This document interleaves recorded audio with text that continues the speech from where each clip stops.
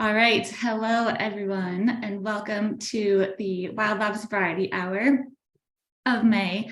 I'm Talia Speaker. I'll be filling in for Steph as your host today, and we are very excited for our four wonderful speakers that we have lined up.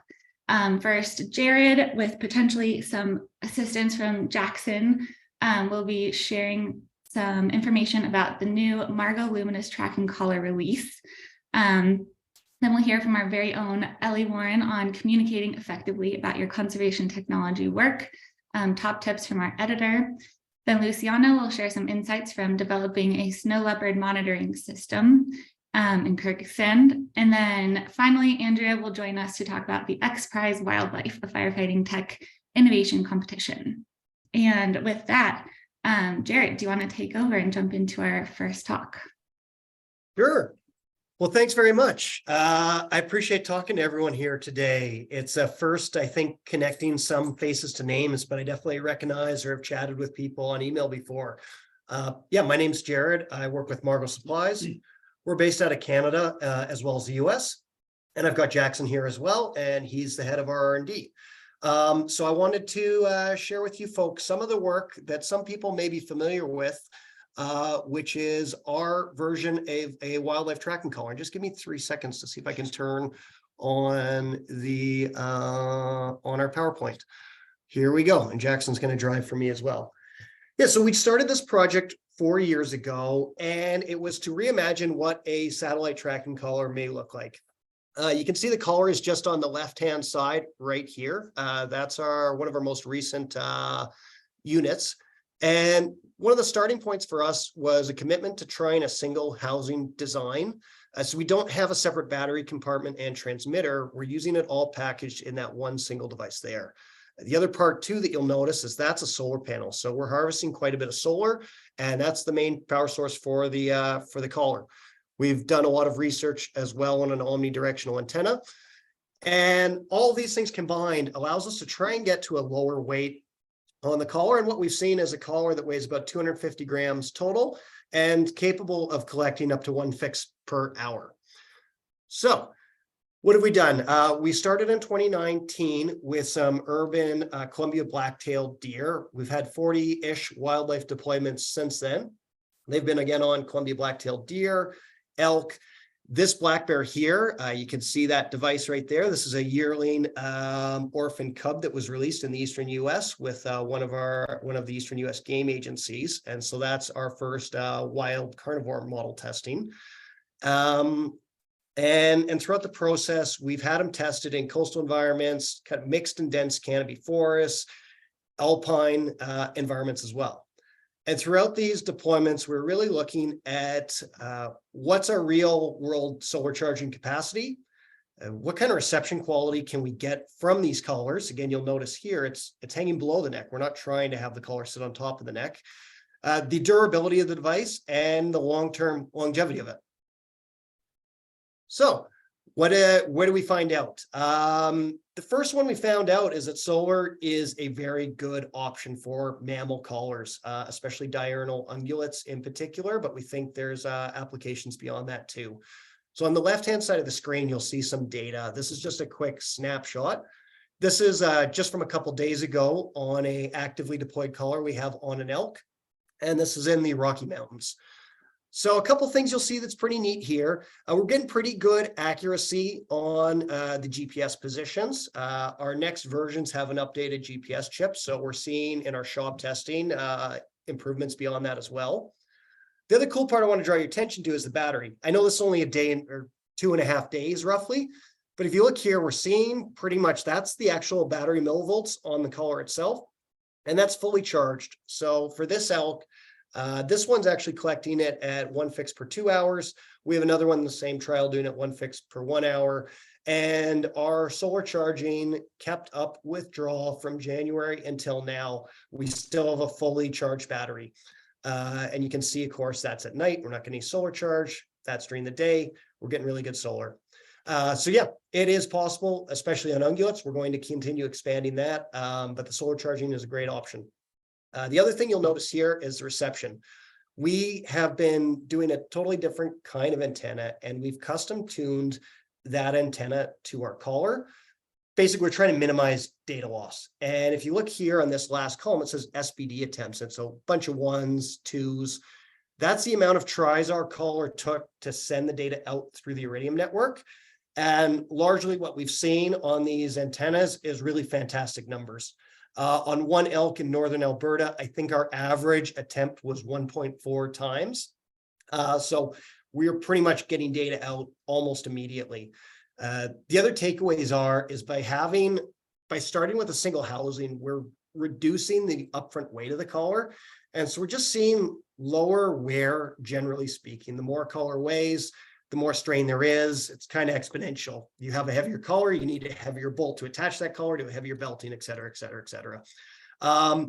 One of the big open questions is longevity on the collar. So that's kind of our big focus right now. How long can they last? The big thing, though, is that we've learned is thinking about longevity with a solar panel collar is a little different than traditional collars. With a traditional primary cell, you're working from a fixed total battery capacity, and you keep going until it's empty, and that's the life of the collar. What we're seeing with the collar with onboard power is that the life of the collar is controlled by the lifespan of the components, not by a fixed battery power. So yeah, next step for us, we're really thrilled with our results on ungulates. We want to release these in larger numbers. In terms of ongoing research beyond longevity on the features, our next steps are remote drop-offs as well as ground-based radio tracking. We're beginning our drop-off testing on captive animals this summer, and ideally some wildlife deployments with drop-offs this fall. And we're an early manufacturer on collars. And so what we've done to make our collars a little easier for researchers to consider for your projects is we're going through a model of zero or minimal upfront hardware costs and a monthly data fee. The advantage of this is that researchers have the confidence that they're not getting stuck with a huge upfront cost for a collar and then results that are disappointing to them. We think it's a more honest way. You know, we charge you for the months that your collar does its job. In our beta test, we're charging $50 per month, but we're hopeful as we release this into a more formal open project that we'll be able to continue that. And then finally, our big takeaway is we would like more data. So please, if you have feedback, ideas, possibilities for deployments, either in our beta release on ungulates or some other environments that we haven't yet tested, we're interested. So yeah, please get a hold of us.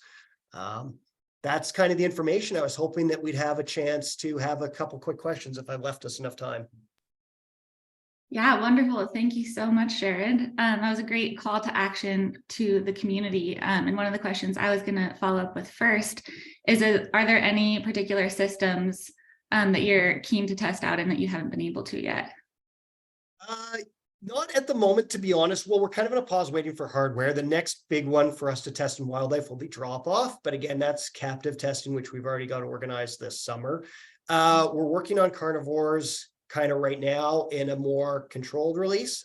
We think we may have got a puma last night, actually, with some researchers in California. We're just waiting for the email today to see if it actually is on a puma or if they were just walking around. But yeah, we're hopeful on that. Those are probably the main big like individual tests.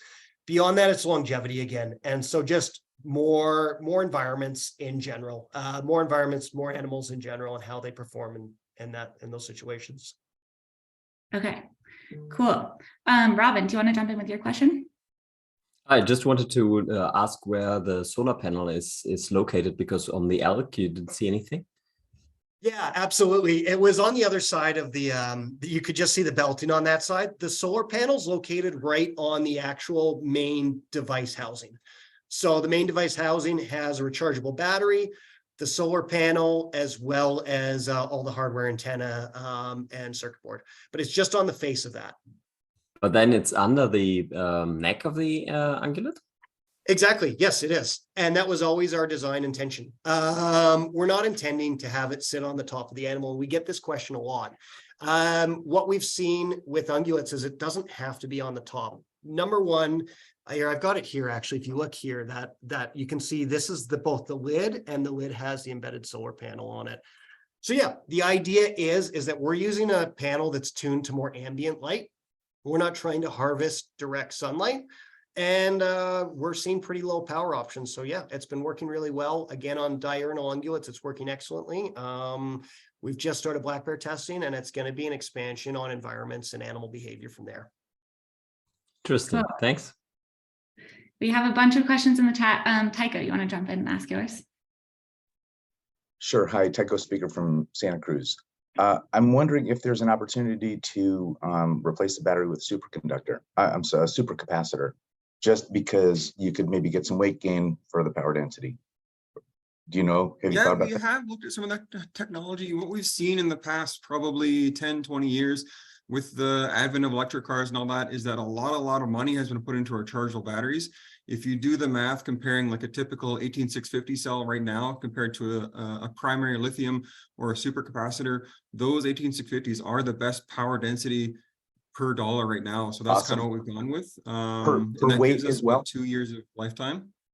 I was wondering about the weight.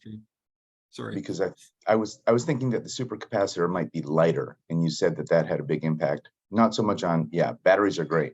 No problem with batteries. But...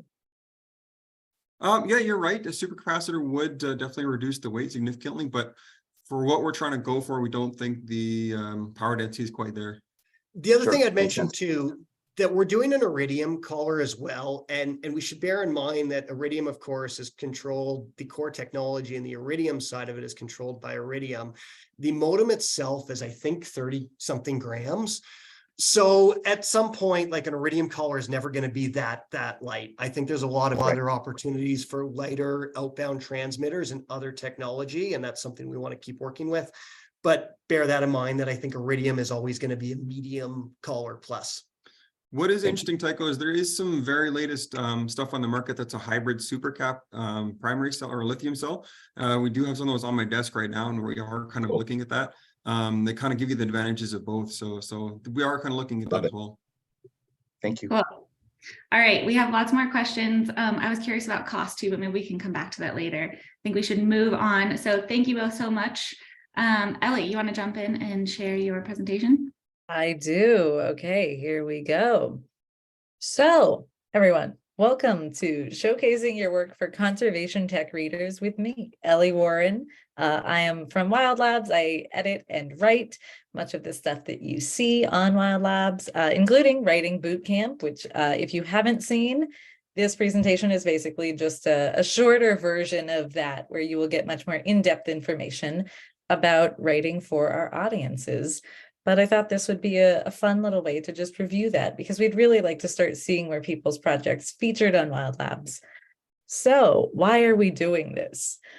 We have a lot of very talented and creative people in the Wild Labs community, but writing is an area that sometimes makes people very nervous, especially if you haven't had a lot of practice in that since you've been in school, or you're mostly used to writing academic publications at this point in your career. But being able to showcase your work through a case study or an article is really, really important. It's a great way to help people connect to your project, and it's a good way to bring attention to your successes. So it's really all about, getting your bragging rights within our community, but also opening yourself up to collaborations and things like that, because you get a lot more eyes on your work. And the good news is, you don't need to be an incredible writer to get that message across. This is more about building your confidence in writing than anything else. All right. A lot of people in our community are also already very skilled at writing academically. I don't know if I'm using that word 100% right. I don't necessarily mean like you're only writing within the confines of an institution. What I mean by that is like you're writing formal research papers for the goal of publishing your work. And not writing a blog post or a case study or an article, which also I will use all three of those interchangeably throughout this. A case study and article, there are some nuanced differences between them, but for the sake of this, they're all articles. They're all ways to just talk about your work. Where was I? Okay, so writing academically doesn't always translate to confidence in writing less formally for a different audience, like you might find on Wild Labs. But luckily, the skills are adaptable. So it's really just a matter of how you approach talking about your project. And with that, we'll get into some of these tips for writing an article that showcases your conservation tech work specifically. Okay, so now in WildLabs readership, I'm also reading from my phone because my presenter notes weren't showing up on the screen. So if this seems awkward, that's what's happening.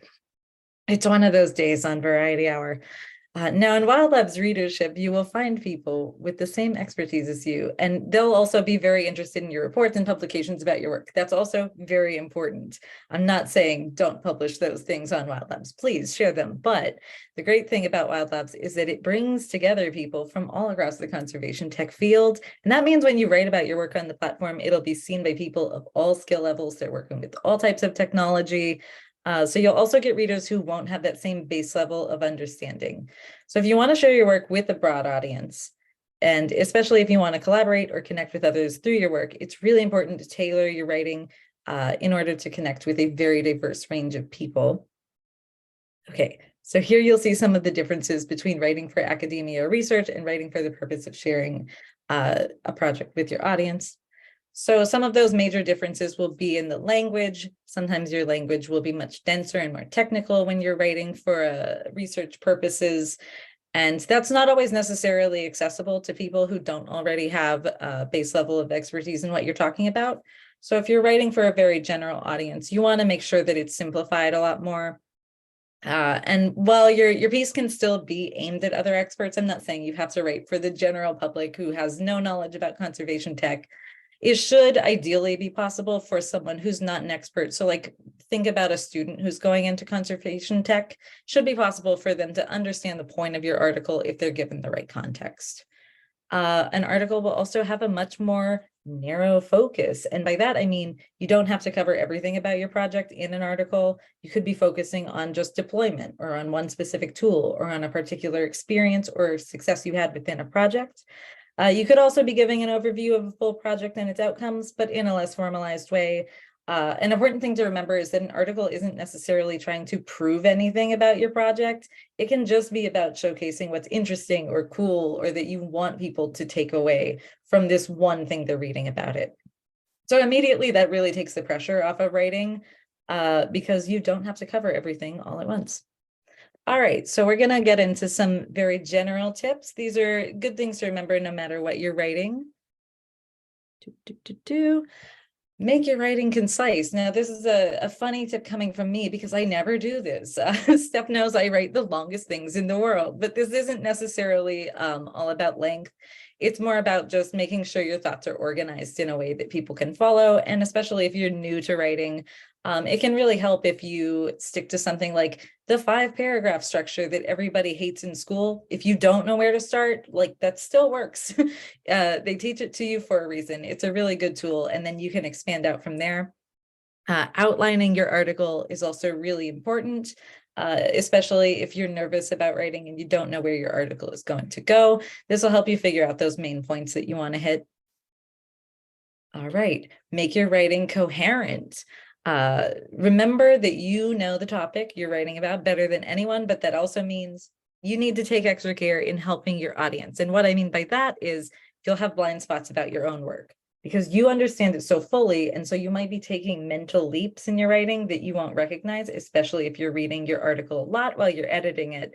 And a reader can easily get lost if that's the case. So just make sure you're going from point A to point B to point C and not jumping over that middle point, even if it's something that seems super obvious to you. And then, of course, also just look out for basic editing things, grammar issues, typos. It goes without saying, but you'd be surprised how many people can miss things when you've read things a lot of times, including me. And also just look out for ideas that repeat too many times. That's something I see a lot when I'm editing, where I think especially people who are coming from an academic sphere will sort of be like, okay, I have to keep reiterating this one point in every paragraph. You don't. If you've said it really clearly early on, and then you say it really clearly towards the end, if it's something you want to emphasize, that's enough. You don't need to keep circling back to things. Just think of it as a narrative and keep it moving forward. And make your writing catchy. I'm sorry, my notes keep closing on my phone. Make your writing catchy. One of the best tips for this is to read your draft out loud. If you're used to presenting things more than you're used to writing things, I think this is a really helpful tool. Just read it out like dialogue, as though you're speaking it to someone. And if it sounds clunky or confusing or unnatural to say, it'll also sound like that to readers. And also variety hour might be a good example for this. If you think about how you chat about your project in a more casual setting like variety hour, that'll also help you get the right tone for an article or case study that doesn't sound so formal. All right, now these are really fun and really important questions to ask yourself while writing. What is your primary goal for your article? Like I said, you don't have to cover everything all at once in every single article. So try to pick out the main things that you want your audience to take away, and think about who that audience is that you're trying to reach. Because whether you're trying to reach experts who already share the same expertise with you, trying to reach potential collaborators, you're trying to reach students who might be interested in a specific tool or learning from your experience, they will take away different things. And so you'll want to make sure that you're hitting on like 2 to 3 main points that those people can focus in on. And now I've circled back to outlining here. And an outline is a great place to start. As I said, I'm sorry, my notes keep closing. This is going great. It's a great tool for collecting your thoughts, but also for seeing where you might be trying to do too much in one article, or where your thoughts aren't connecting perfectly. And if you can recognize that before you get deep into writing, you'll save yourself so much time. Same thing here, a summary works the same way. If you're used to writing like a thesis statement for something, you'll be used to writing a summary. It's great. If you could easily explain the purpose and the main points of an article to a friend or a peer within a few sentences before you start writing, it's going to turn out so much clearer. You'll save yourself so much stress. So think about, if someone had 10 minutes to read and summarize this piece, what would those key takeaways be that they'd focus in on when they're reading your article, and then make sure you're shaping it around that. So outlining is so important that we're going to just keep going with it. So we're going to get into what the structure of Talia, could I get a check on the time? How am I doing? Yeah, we should wrap up pretty quickly. We got to move. Okay, we're going to move so fast through these, you guys. All of this information is available in Writing Bootcamp. So don't worry, if we go through this fast, you can get it all on Wild Labs. So your intro paragraph, you're giving people a quick overview. You want to keep it short and snappy, mention things like the technology you're using, species, habitat, et cetera, et cetera. Context paragraphs, these are more important to go a little more in depth on, because this is the area that will help your readers who don't have that same base level of expertise find it accessible, find it understandable as they continue on. You want to simplify your jargon here, keep everything as base level as you can. That doesn't mean to dumb things down. It just means that, you know, think about if you were starting out on your career path, would you be able to understand this?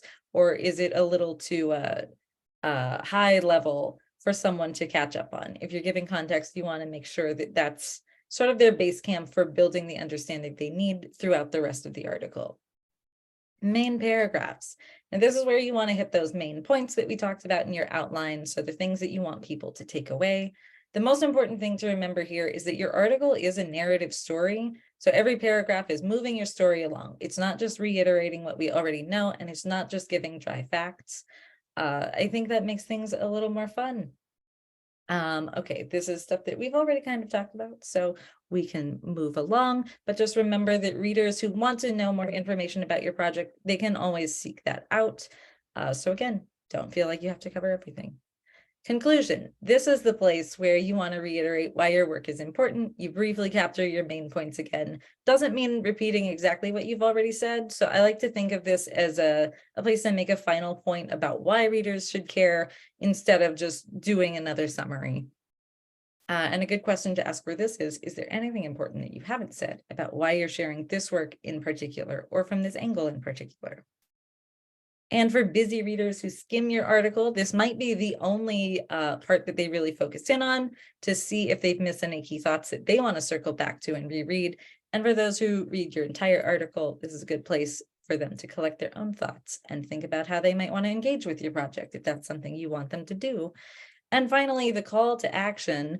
This is where you might want to start a discussion about a topic. You might want to find collaborators, or if it's just bringing more eyes to your project and sending people to a link that is a more in-depth research paper or something, this is where you want to do that. So there are some examples of calls to action you could do at the end of your article.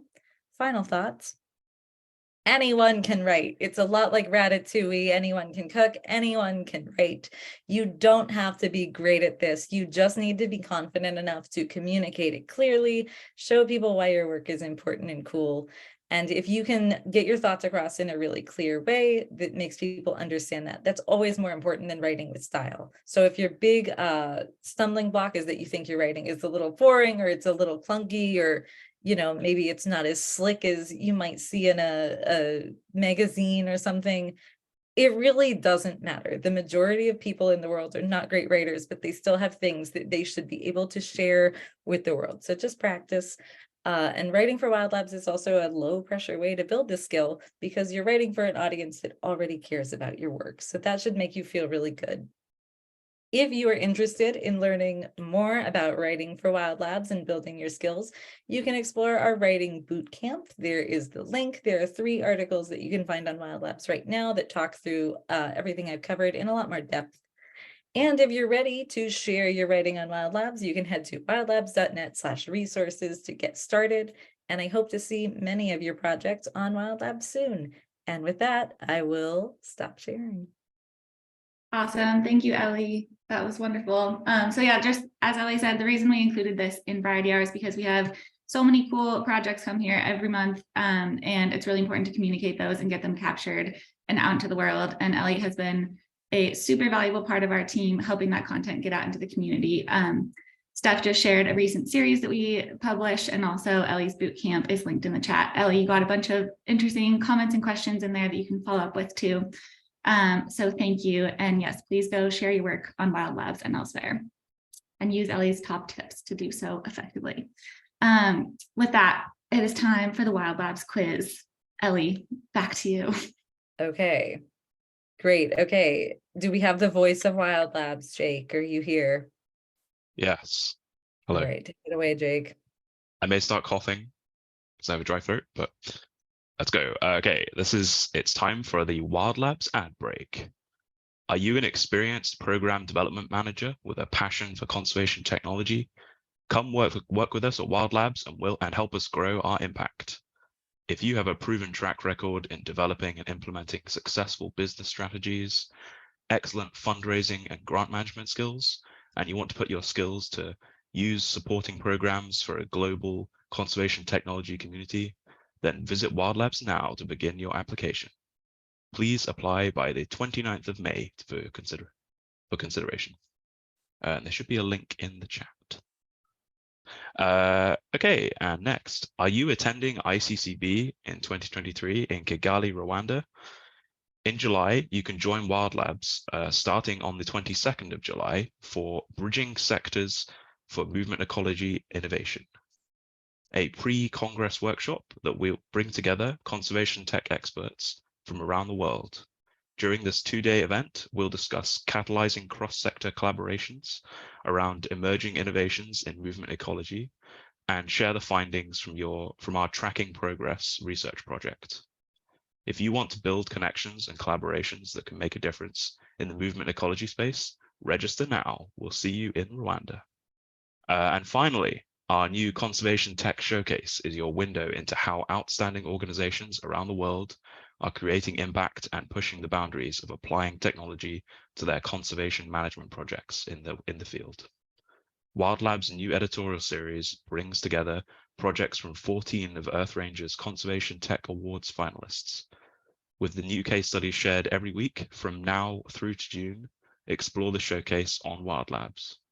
If your organization is working with conservation technology in an impactful and innovative way that could benefit from support, be sure to submit your own projects for consideration in the 2023 Conservation Tech Awards, accepting applications now through to August 18th. And with that, back to the quiz. Give me one moment. What's our quiz about today, Ellie? Can you give us a little lead up? Our quiz today, thank you, Talia. Our quiz today is a scavenger hunt around Wild Labs. And I would like to share sound. Here we go. It's a scavenger hunt around Wild Labs today. So we will be looking for things. Here we go. Here we go.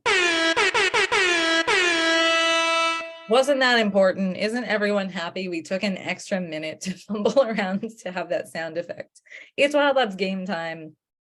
So as I said, today is a scavenger hunt. We will be seeing an image of something that you'll find on Wild Labs right now, something that's been shared within the past few weeks. And then we'll be expanding that image out while you guys guess what it's from. Here we go. All right, now this could be from an article, it could be from an event, but it is something that you will be able to find in the feed from within the last 3 weeks. Does anyone have any guess what this could be from?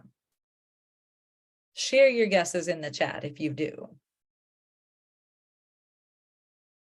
Thomas says, looks like a logo. Okay, let's expand out. You also don't need to know the exact thing that it's from. You can just guess a topic. You can guess what maybe this is discussing. Oh, it's like the countries that, shit. Project map. A project map, perhaps? Is it? Let's find out. Last picture. Any last guesses? Has anyone seen this on Wild Labs lately? Yeah, Carly, I'm supposed to announce these things in the chat. Thank you very much. Sorry, I just got excited. Okay, this might be a hard game. No, this was from our article Climate Watch, and this was shared by Esther, our new team member. Okay, here we go. This one I think Steph in particular will find fun. Where can you see this picture of Steph on Wild Labs? You're getting some hate from Steph.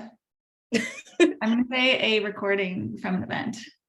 Oh, a recording from an event. Robin says AI tech tutor, AI office hours, maybe. That seems likely. Let's see. That is our review of AI for conservation office hours from 2023. You can check that out on Wild Labs. Jake wrote that, and it's a wonderful overview of what happened within office hours. Okay, this one I think is easy, guys. If you've been paying attention on Wild Labs to the things that have gone up in the past few weeks, you might know what this is. That's close. Oh, does a whale ring a bell for anybody from something you've seen on Wild Esther Labs? says whales. This game is really hard, and it's also proving you guys need to spend more time on Wild Labs. You need to pay more attention to what's going up Luke book. on the page. What was that? Luke book, wild books, whale IDs, whale spotter. You're all so close, and it's none of those. It's actually Happy Whale, AI-powered whale identification. Ah, Lauren got it. Oh, I see Carly also got it. You're waving your arm around. Yes. Good job, everybody. Okay. Yeah, Carly, Steph, and Lauren all got it. Good Well done. job. We got one. That is, of course, from our Conservation Tech Showcase, and it's a really cool article. Okay, this one, I will give you a hint. It's from an event. It's from an event page. Ellie, this is a very dark image. Well, Talia, it's not meant to be easy. You know, a scavenger hunt is not a scavenger find. You have to really think about it. Okay, we have women in conservation tech, rhino. Does this image look any more familiar? Definitely looks rhino-ish. It is a rhino. I'll give you guys that. This is a rhino that you're looking at. You're not wrong. But what is it from on Wild Labs? Oh, we've got some text in here. New Transformers movie, says Rob. Rise of the Beasts, I believe that's called. Thank you, Rob. Event tomorrow, question mark. Could it be tech tutors? Could it be Tech Tutors? Oh my God, it is. It's our event tomorrow. It's our Well last done, Tech Tutors Anthony. East Africa episode. Tune in tomorrow. Here's more information on that. How do I get started collecting mobile digital data to combat international wildlife trade or trafficking, excuse me. All right, last one. What do we think this is? And I'll give you a hint right now. This is not from an Butterfly. article. This is from a group discussion. Steph says insect group. Insect group, Steph, you're right. Do you know what it's from in the insect group? Insect camera, moth. Mm. Does anyone recognize these tools and what we might be looking at here? Is that the micro moth? Mm. Camera trap. Mm. Camera comparison. Yes, it is testing RFID. Raspberry Pi cameras, and that is in our autonomous camera traps for insects group. Check that out if you're interested in the comparison between these different tools. And with that, after that impossible game, back to the show. Rob, we'll give you that one. Well done, Ellie. Thank you. Quizmaster.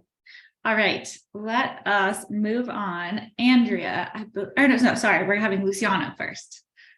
Luciano is going to jump in and share your presentation. Are you ready, Luciano?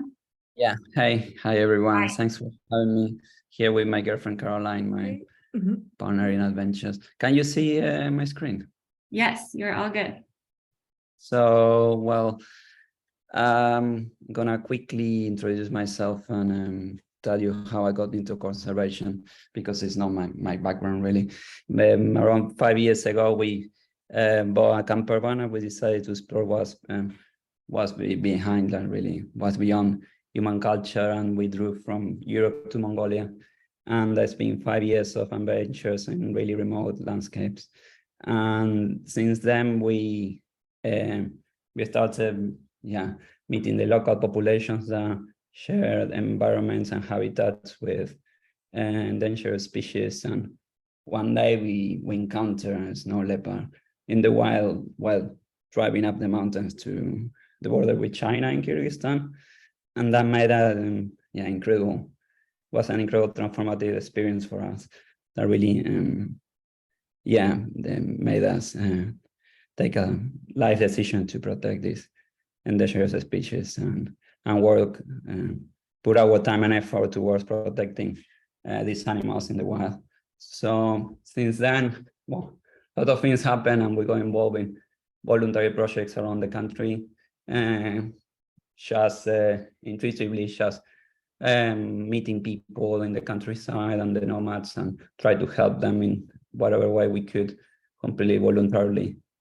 And at some point, we met the Barbados Nature Reserve, which is the first community-based nature reserve in Kyrgyzstan. So it's a group of literally ex-hunters and farmers that decided to protect this area. And by chance, I discovered that they have the highest population of wild snow leopards in the world per square kilometer by just installing a few camera traps. Then the WWF Russia came to do a study a little bit more than a year ago and discovered there were 11 snow leopards recorded in the reserve, which put us in second position in the world after Chat in Kyrgyzstan as well.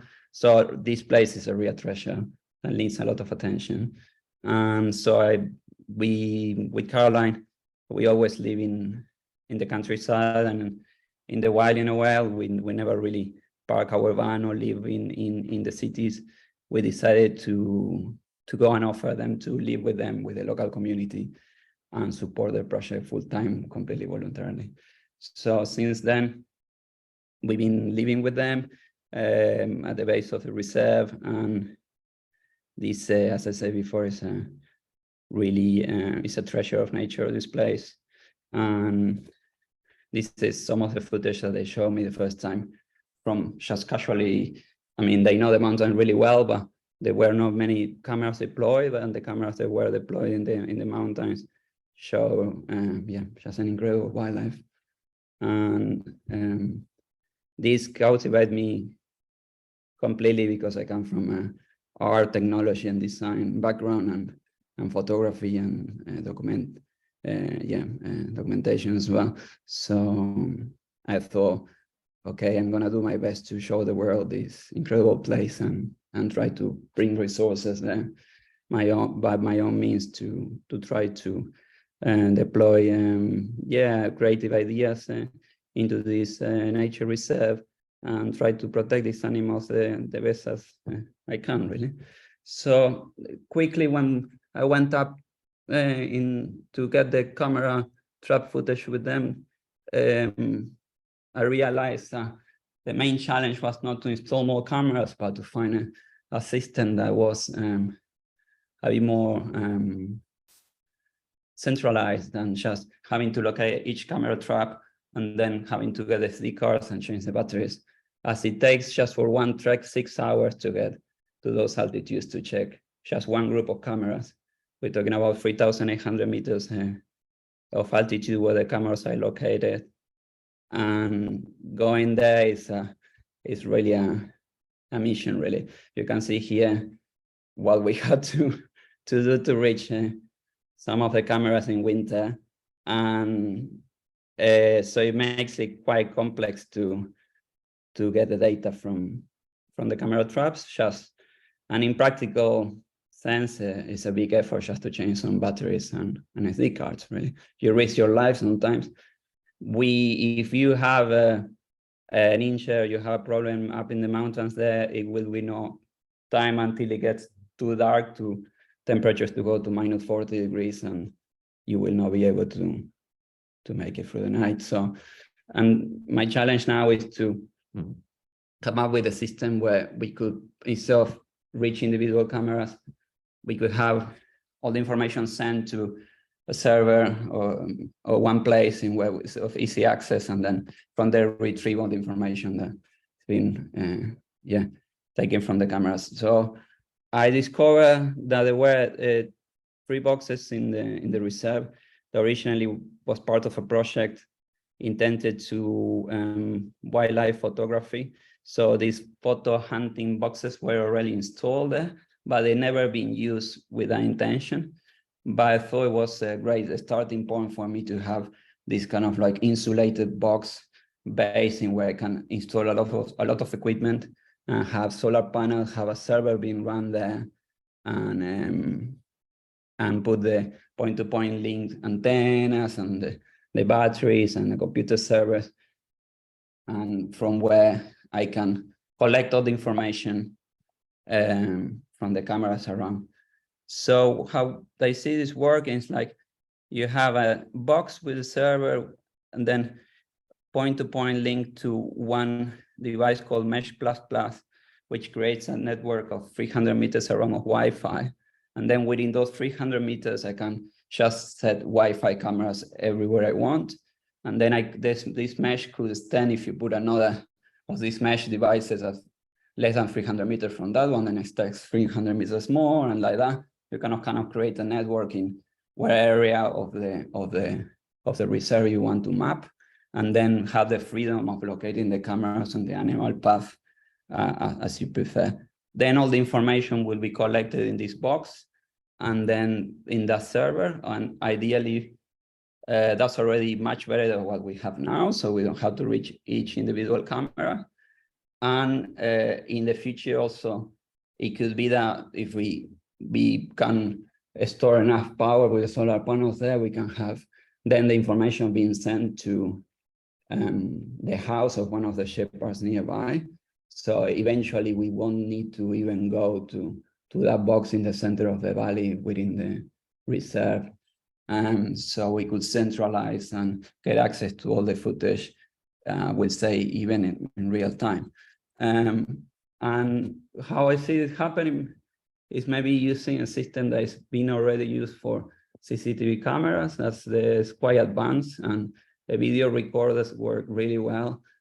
So I'm not really technical, that's why I need help from the community with, but I'm tempted to prefer to use one brand for the whole thing. So this Ubiquiti brand seems quite advanced for CCTV systems and security cameras. Maybe I could they have also produced their antennas, point-to-point links, and all devices I need for the whole system. I'm exploring now ways of using normal CCTV cameras with infrared sensors and motion sensors to avoid using the normal traditional camera traps that I don't feel like confident with when we're talking about Wi-Fi connection. So there's a point where I'm now and where I have mostly one brand to the whole idea within one system that is completely automated. And then I have this mesh plus thing, which is what provides the mesh network where the cameras are going to be connected to.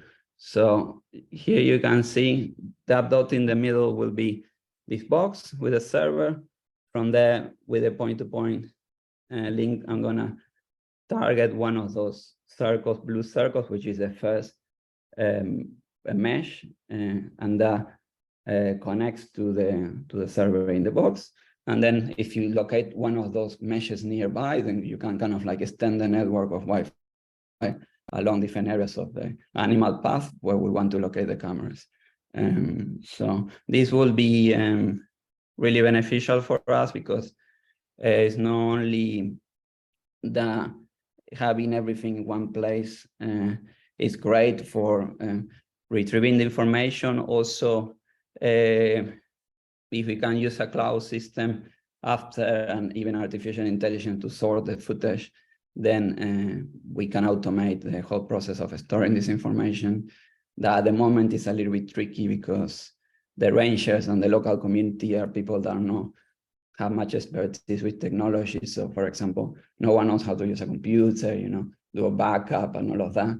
So I think it would be great if I build a system that kind of like runs on its own, and then we don't need to depend so much of local expertise to get a level of like access to information or professionalism that we expect from this. So with technology, finding ways around limitations on that mostly the local team like imposes in a way, to streamline the way we understand data and how we can somehow share this information with universities, research and scientific institutions, so we can somehow create conservation hub, technology conservation hub of Barbados Nature Reserve for scientists around the world to interpret and help us take better decisions from our system. So that's the challenge for me with this, and I will be really grateful to hear from people that have experience using CCTV cameras as an alternative camera trap, so experience with this type of like antenna, like long range antenna connections in such environments. This is not being done at all in the Snow Leopard range, and I don't know of any nature reserves that have such a system. So I think it could be a good opportunity to come up with something that works for the countries of Tajikistan, Kyrgyzstan, Mongolia, Kazakhstan, the whole Snow Leopard range, and that could be, if it's successful, can be replicated to other nature reserves as well, because this is an issue that everyone working in conservation in such environments and high altitudes, is struggling with at the moment. Great. Thank you so much, Luciano. That was a wonderful presentation. You got lots of interesting comments and suggestions in the chat. We might have time to follow up with some of those in the after hours if anyone has time to stick around. I want to let our next speaker, Andrea, our last speaker, jump in for the last few minutes. And just as a reminder, we do hang around for after hours after the hour. So if anyone has to leave on the hour, that's fine. You can follow up with the recording. All right. Thank you, Luciano. If you can stop sharing, then we can have Andrea jump in. Thank you. Thanks. That's a hard presentation to follow. I don't have any great photos of snow leopards or any adventures to share that are quite as exciting as yours. Thanks so much for letting me join today. And I'm really excited to be able to talk about XPRIZE Wildfire. So I'm Andrea Santy. I am the program director for XPRIZE Wildfire. I just joined XPRIZE in January of this year. Before that, I spent about 4 years at the Smithsonian Institution, where I was working to help bring together the science across the institution. Smithsonian's a huge place with 21 museums and 9 research centers, and so very dispersed and siloed. And so our job was to try to make sure that everybody was connecting. And that was a really great experience. Before that, I was at World Wildlife Fund for almost 2 decades, leading the Russell Retrain Education for Nature program, which supports proven and potential conservation leaders across the global south in about 20 to 30 countries, kind of depending on the year. So my background really is conservation. I had some experience working with wildfires before I joined the program, but in the global south, wildfires, usually kind of you're starting and stopping with a really good fire break. And so it's a whole different ball game with what XPRIZE Wildfire is doing. So I am very much still learning. And so there might be tech questions that I can't yet answer, but I'm getting up to speed pretty quick. So really excited to be able to hear some input from you guys about what you think and just questions. So XPRIZE, before I talk about the specific competition, XPRIZE is an organization that started about 30 years ago. The founder of the organization was really inspired by Charles Lindbergh and how the reason Lindbergh decided to try to cross the Atlantic was because of a competition. And he didn't even do it just for the money. It was really to be able to be part of something bigger and to be able to show that it was possible and something he could do. And so Peter Diamandis, our founder, used that same approach to try to spur private spaceflight. So the very first prize that we launched was the Ansari Prize, and it was to be able to have private spaceflight, which, as you guys know today, is an industry that is growing. And so those teams back then had to launch twice in 2 weeks, and they had to be able to come back safely, and the pilot had to live for 24 hours. And so that was this first kind of like grand prize.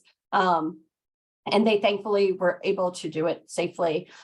They've used that model in about 25 other prizes since then, 18 of which have been won. The way that XPRIZes are designed is really to make it something that's so audacious that it may or may not be possible. And so only 18 of the 25 prizes have had winners. For XPRIZE Wildfire, we have heard from different folks in the community that they think this is absolutely doable. And so that's really exciting for us to know that being able to have this prize is really going to be able to spur the innovation that it needs. So with that background, we are focused on ending destructive wildfires. For those of you who are working in forestry or other conservation areas, you probably know that not all wildfires are fires that we want to put out. A lot of wildfires are good fires. We need fire on the landscape. Historically, we've always had it. It was only in the past maybe 100 years that there's really been this change towards having a much more suppression-focused model. We're trying to work that back within the wildfire community, really to make sure that we're looking at prescribed burns, looking at removing fuel from forests and other approaches that would help to mitigate and reduce the risk of extreme wildfires. But because we have this long history, extreme wildfires are becoming more common. This is both because of the traditional, like the history over the past 100 years, but also because of the changing climate. As we have drier areas and hotter areas, that creates the conditions for wildfires to go from something small to really something destructive. And so XPRIZE is looking at how do we improve our ability to detect wildfires and then also suppress those wildfires that need to be suppressed. So that's just a little bit of the background there. when XPRIZE starts to develop a prize, one of the things we're looking at is where there are opportunities for tech to really help solve the problem. For wildfires, we have a number of different challenges. One of the biggest things right now is the time to detection.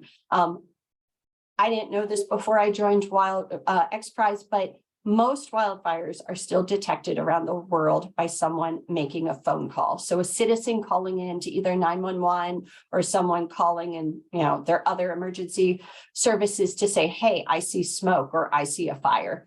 The average time for that to happen at best case is 15 minutes. And so right there, we have a real big opportunity to be able to move detection faster, because wildfires can grow really quickly in the right conditions, and that is when they become deadly. So really having this early detection is going to be a game changer. Wildfires often happen in areas where it's inaccessible to our current technology. So if they're in a big ravine, or if they're on a steep slope, that's not places where all of our technology can currently get to. So fire trucks can only drive down something that's a 40% slope. Aircraft can only fly when there isn't significant smoke, because then it becomes unsafe. And so we have a lot of situations where wildfires are present and our current technology doesn't allow us. And so we know that if we're able to detect faster, that gives us a better chance of both using the new technology and existing technology. So this, extreme conditions, if it's really windy, a lot of times our different tech can't work.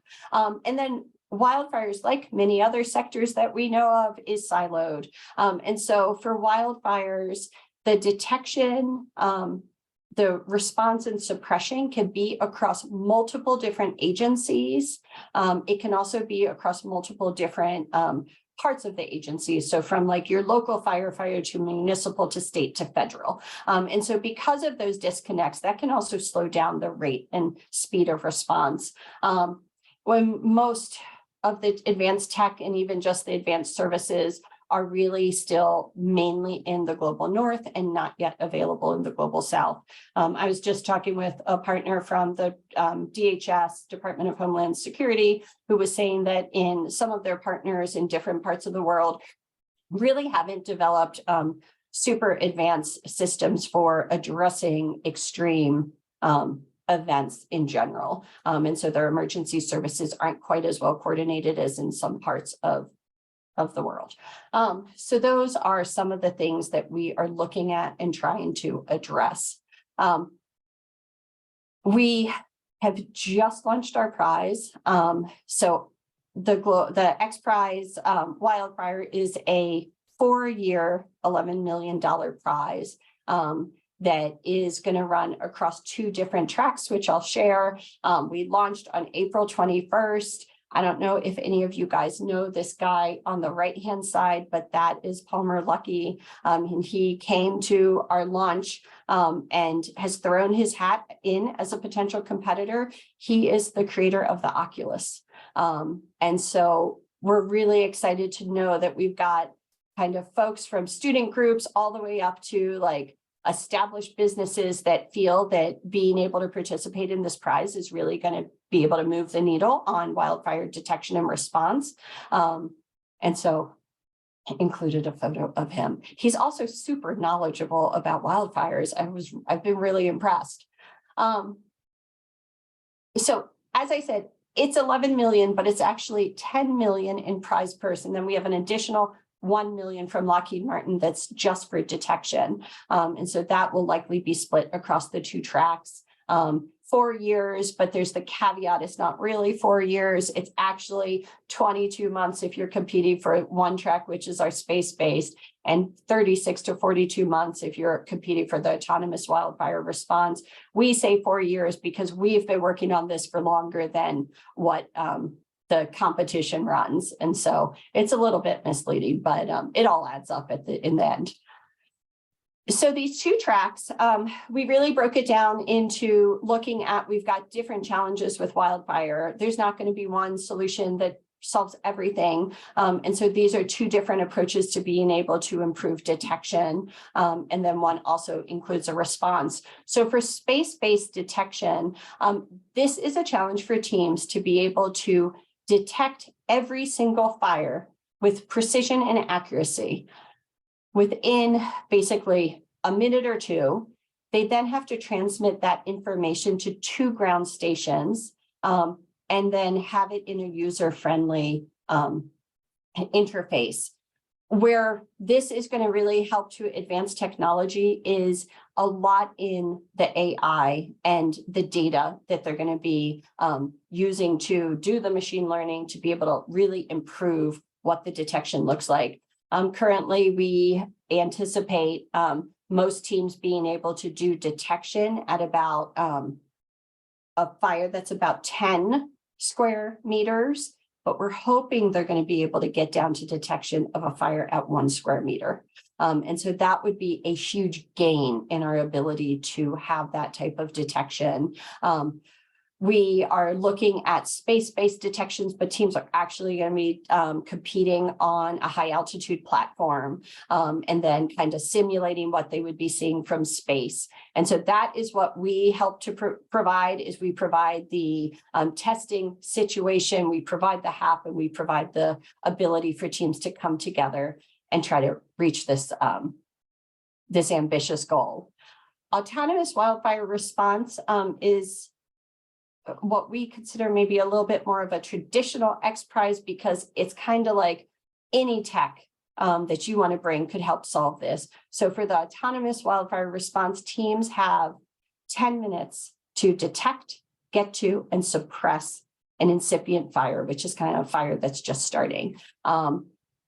In this case, they are going to basically have a testing area where we're going to say, okay, go. And they'll have to get out there and be able to get it. It's going to be really exciting to be able to see. We know that teams are bringing all sorts of different solutions. It's going to be drones. It's going to be robots. There'll be Internet of Things, a whole bunch of different ways that you can detect, then respond and suppress a fire. Most teams that we've talked to don't have the whole package. And so one thing that we do is we do team matchmaking. So you might have a team that's really great at detection, a team that's really great at response and suppression. And so then we help to create a space where people can meet each other and join together if they are so interested. We've got a pretty quick timeline to do this, so we are hoping to be able to see significant innovation fast. So like I said, for space-based, it is 22 months. So by January 2025, we could have tech that is able to significantly improve the ability of us to be able to detect wildfires from space. For the autonomous wildfire, it's going to end in April 2026. And it's really just to me, kind of mind blowing to think that we might be able to have teams that can actually win this challenge. We know that we've already seen some video of teams that could potentially win this challenge. We know that teams are saying that they know they can do it. And so we're really excited to be able to see what is going to play out. XPRIZE, one of the big things is the testing. So we are looking to be able to validate that this tech is functional and works as it's intended to work. And so we will have live fire testing in semifinals and finals in different kind of shapes and forms. The prize is supported by a whole bunch of different sponsors. So we have Pacific Electric and Gas and the Moore Foundation are our co-title sponsors. Minderoo Foundation out of Australia is our presenting sponsor. And then we also have funding from Lockheed Martin for the bonus prize, as well as Hilton Foundation, and then some private donors that have contributed. We're really appreciative. We couldn't do this without them. And we are currently recruiting for teams. And so that was kind of the big reason why we wanted to be able to share, was that we know that Wild Labs has been working in the conservation tech space for years now. And you guys are great advocates for being able to let people know about the prize. Hopefully there's some potential competitors on this webinar. And so, feel free to check it out. We have our competition guidelines up, which gives a lot more detail about the prize. We also have our email is wildfire@xprize.org, and you are welcome to send an email. We're currently collecting all of those questions, and then we're going to be posting and updating our FAQ and then providing individual responses. It's a lot of information.